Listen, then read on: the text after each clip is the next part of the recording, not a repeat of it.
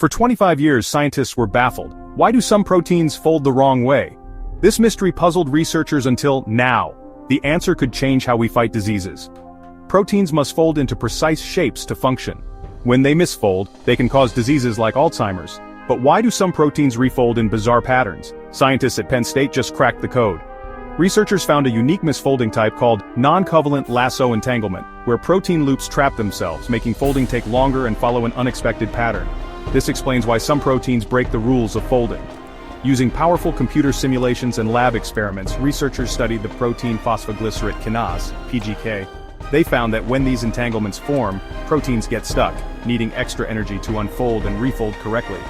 This discovery expands our understanding of protein folding and could lead to groundbreaking treatments for diseases caused by misfolded proteins.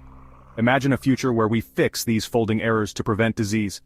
A 25-year mystery. Solved.